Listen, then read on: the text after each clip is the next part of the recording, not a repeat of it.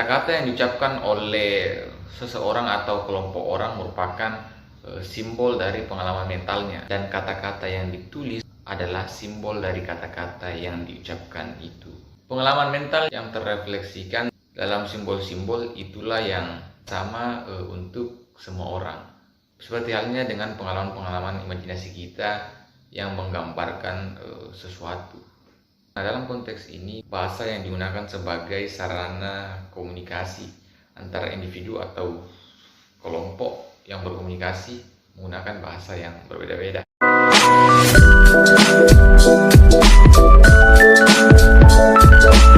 WhatsApp bro, apa kabar kalian semua? Jadi ya, di video kali ini saya mau bahas sedikit tentang atau belajar sedikit mengenai apa itu bahasa dan mengapa bahasa digunakan dan apa sih tujuan dari bahasa itu seperti yang kita gunakan sekarang ini.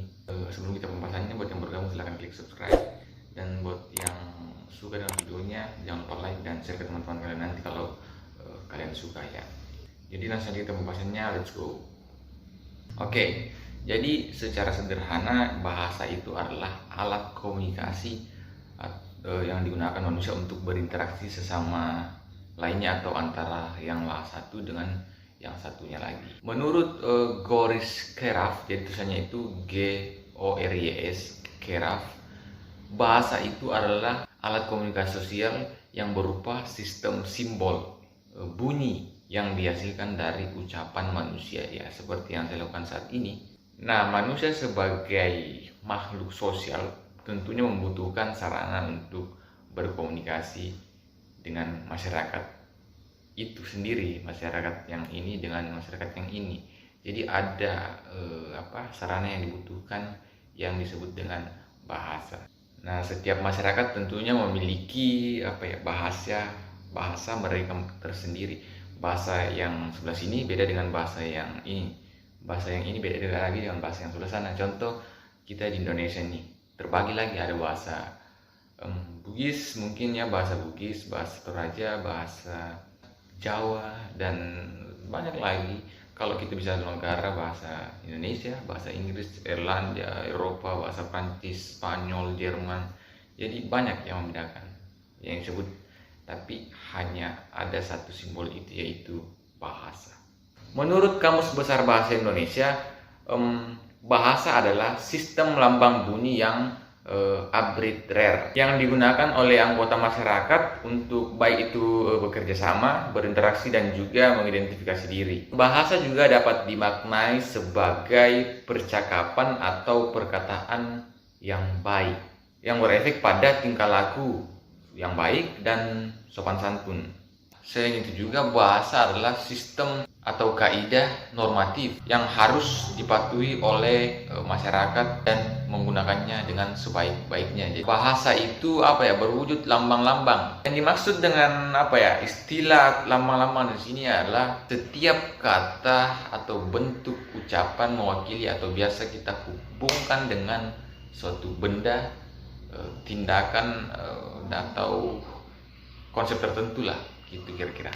Jasim Hamidi mengatakan kita berpikir melalui bahasa, kita berbicara atau menulis melalui bahasa, kita berorasi kampanye dengan bahasa, kita mengerti atau membuat interpretasi atau teks menggunakan atau melalui bahasa juga. Bahkan interpretasi antar seni pun juga menggunakan bahasa. Jadi kita dalam keseharian atau setiap tindakan yang kita lakukan itu tidak terlepas dari yang namanya bahasa.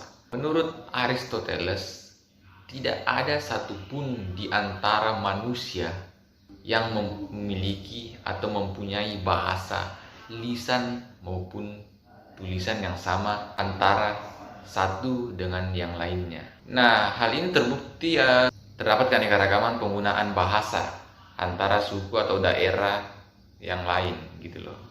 Sama halnya juga dengan bangsa yang satu dengan bangsa yang lainnya.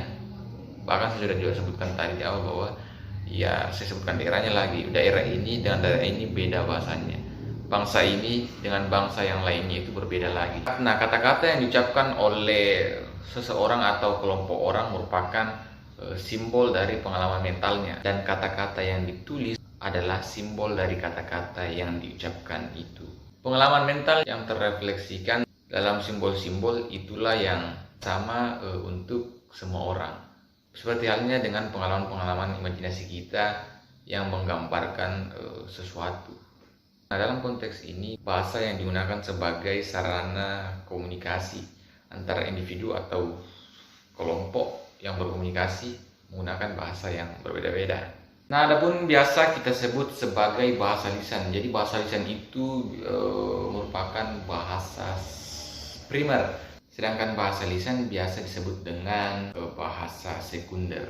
Dengan bahasa, orang pun mampu menyusun suatu rencana masa depannya, membentuk suatu kelompok yang sepaham dan seideologi, atau mewariskan hasil karya budayanya ke beberapa keturunan yang akan datang.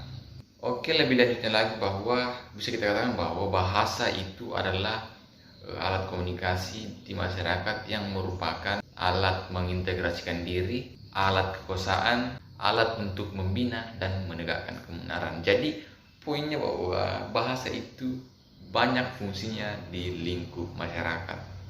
Yes. Oke, jadi sebenarnya masih banyak lagi, tapi kita masuk pada kesimpulannya saja bahwa Lawrence Bagus juga menyampaikan bahwa ada beberapa pengertian daripada bahasa. Oke, yang pertama, Lawrence Bagus mengatakan bahwa bahasa itu adalah kumpulan kata-kata, arti kata-kata yang standar, dan bentuk-bentuk ucapan yang digunakan sebagai metode komunikasi. Yang kedua, Lawrence Bagus menyatakan bahwa bahasa adalah cara apa saja yang menyatakan isi-isi kesadaran seperti perasaan, emosi, pikiran, dan keinginan, dan pola arti yang konsisten. Yang ketiga, Lawrence Bagus mengatakan bahwa bahasa adalah kegiatan universal lisan untuk membentuk sistem tanda-tanda sesuai dengan aturan-aturan asosiasi yang diterima umum. Yang keempat, Lawrence Bagus mengatakan bahwa bahasa berarti bentuk-bentuk ucapan manusia yang dikondisikan secara historis dan sosial.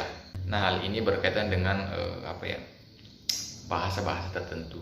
Nah, yang kelima, Lawrence Bagus mengatakan bahwa bahasa adalah suatu sistem simbol-simbol yang digunakan untuk menyatakan atau menerangkan hal-hal seperti objek material eksternal, hal mental internal, kualitas, relasi, tanda logika matematika, juga fungsi, keadaan, proses, beserta kejadian. Nah, mungkin itu saja penjelasan mengenai pengertian atau apa itu bahasa. Sebetulnya tidak semua yang, kan sebelumnya saya dulu baca buku sebelum membahas ini. Nah, bukunya itu ya menurut saya sebenarnya masih banyak pengertian-pengertian dari situ, tapi saya hanya mengambil pengertian yang mungkin umum ataupun yang penting-pentingnya saja, walaupun semuanya penting, tapi menurut saya yang penting itu hanya beberapa yang mungkin harus saya jelaskan atau mungkin yang bisa saya buatkan video. Jadi menurut saya hanya itu video untuk kali ini mengenai apa itu bahasa. Jadi buat kalian yang suka dengan videonya, dan semoga apa yang saya sampaikan tadi ada yang bisa diambil pengertiannya atau makna dari bahasa. Ya, mungkin itu aja untuk video kali ini. Dan semoga kalian suka. Kalau kalian suka ya jangan lupa like, share ke teman-teman kalian. Ya, jangan lupa makan semua. Sehat selalu untuk kalian semua. See you next time. Bye. If you think I'm such a happy person, no, you are wrong by saying my laughter is louder than yours. Shut your freaking mouth. No one knows what I feel and what I suffer. No, they don't know. So keep your thoughts inside.